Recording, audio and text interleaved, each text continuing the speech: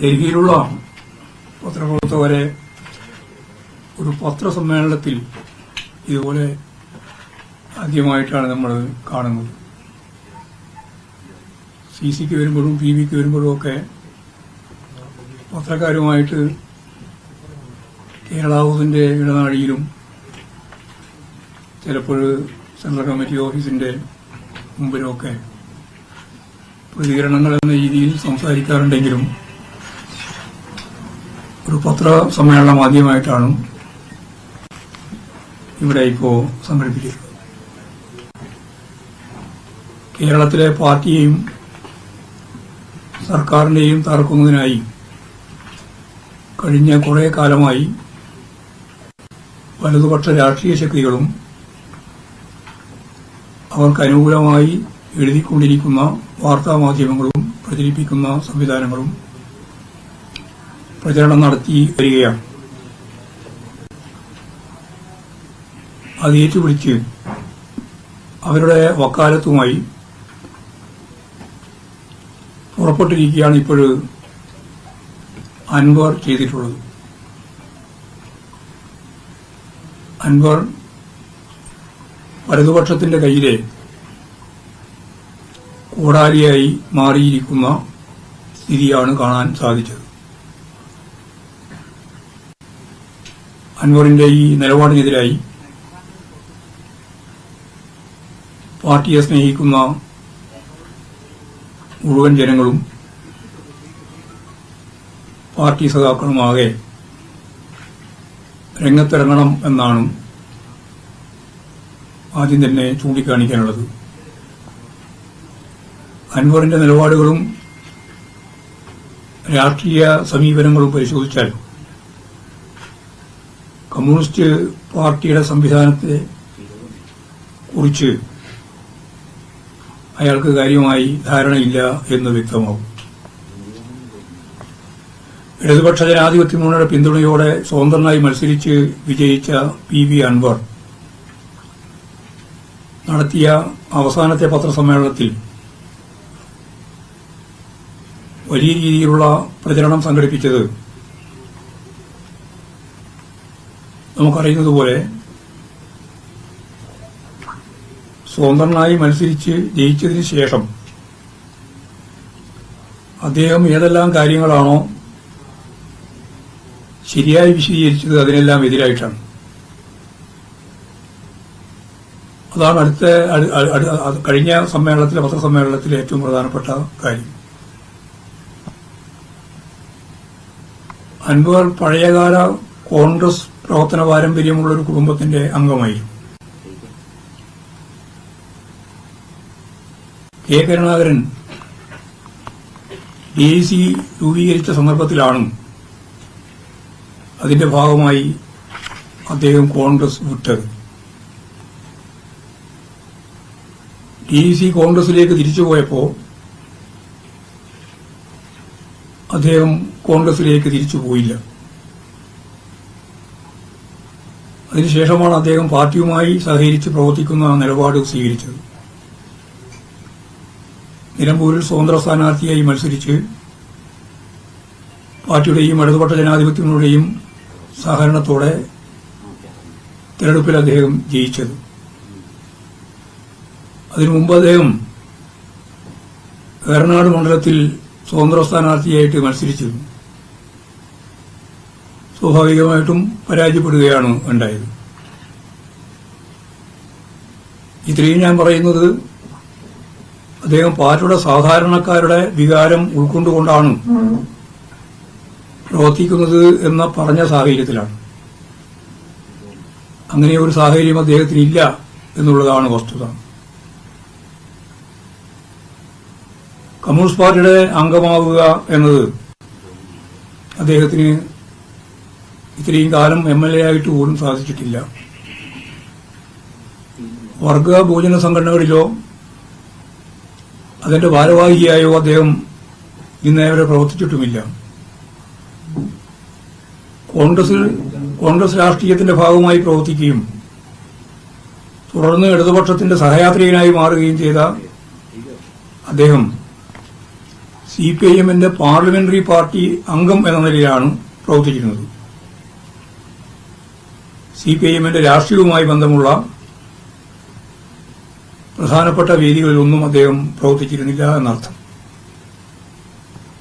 അതുകൊണ്ട് തന്നെ പാർട്ടിയുടെ പ്രവർത്തനത്തെക്കുറിച്ചോ അതിന്റെ സംഘടനാപരമായ രീതിയെക്കുറിച്ചോ പാർട്ടി നയങ്ങളെക്കുറിച്ചോ വ്യക്തമായ ധാരണ അദ്ദേഹത്തിന് ഉണ്ടായിരുന്നില്ല. പാർട്ടിയുടെ നയം ആകെ വിശദീകരിക്കാനൊന്നും ഇതുപോലുള്ള പത്രസമ്മേളനത്തിൽ സാധിക്കുന്നതെല്ലാം തെരഞ്ഞെടുപ്പുമായി മത്സരിക്കുന്ന സന്ദർഭത്തിൽ പ്രകടന പത്രികയുടെ അടിസ്ഥാനത്തിലാണ്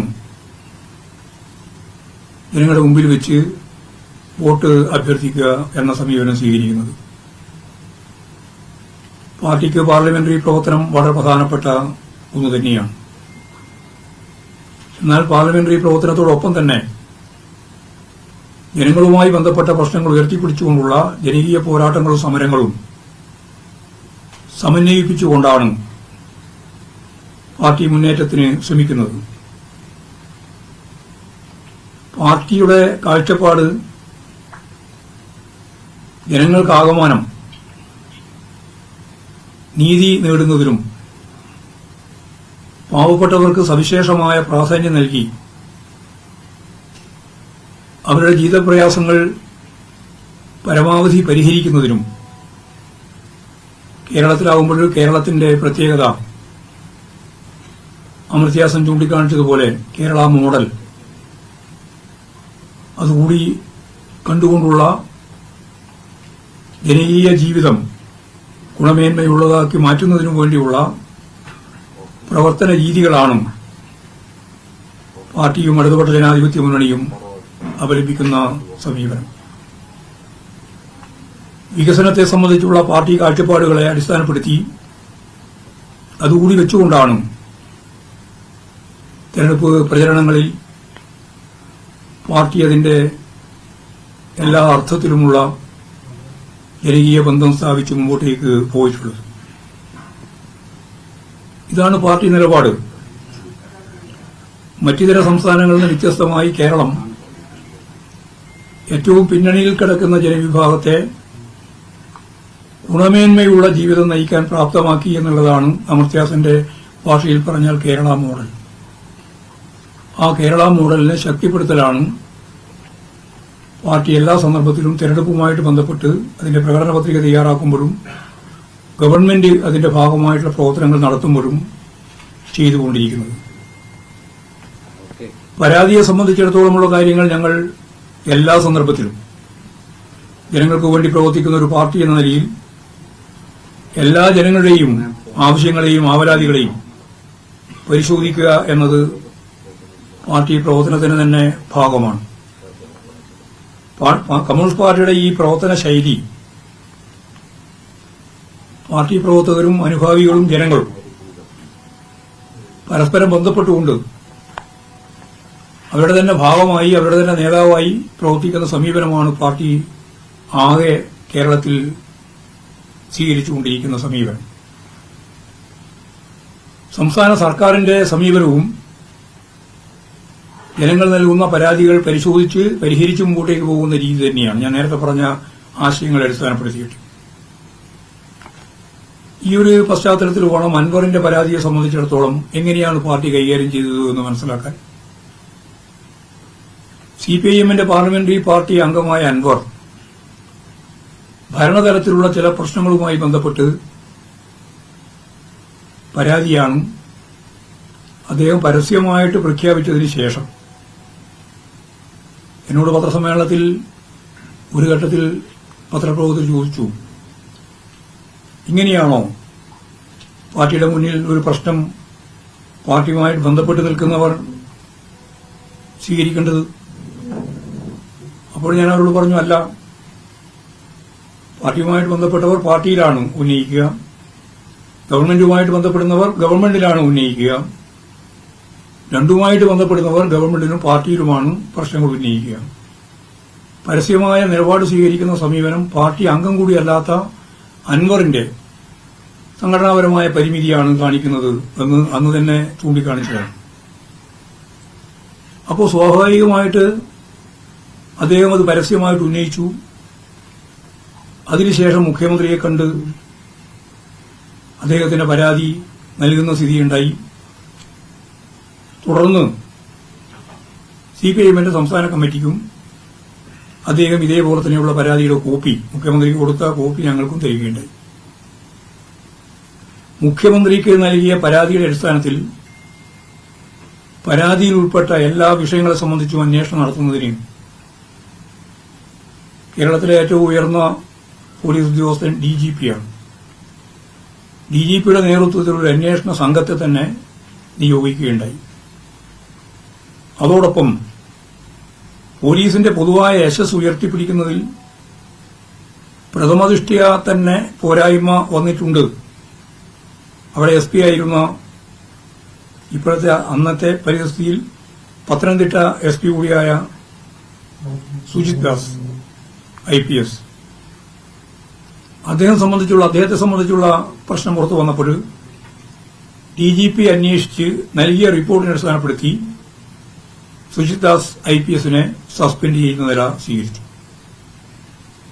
മലപ്പുറം ജില്ലയിലെ പോലീസ് രംഗത്ത് ചില പ്രധാനപ്പെട്ട മാറ്റങ്ങൾ വരുത്തുകയും ചെയ്തു. പാർട്ടി സംസ്ഥാന സെക്രട്ടറിക്ക് നേരത്തെ പറഞ്ഞതുപോലെ അദ്ദേഹം നൽകിയിട്ടുള്ള പരാതി പരിശോധിക്കുകയുണ്ടായി. ഭരണവുമായിട്ട് ബന്ധപ്പെട്ട പ്രശ്നങ്ങളാണ് പരാതിയിൽ ഉന്നയിച്ചിരുന്നത് എന്നതിനാൽ സർക്കാരിന്റെ പരിശോധനയ്ക്ക് നൽകിയ ശേഷം ആവശ്യമാണെങ്കിൽ അതിന്റെ തുടർച്ചയിൽ നിലപാട് സെക്രട്ടേറിയറ്റ് സ്വീകരിക്കാം എന്നാണ് കണ്ടത്.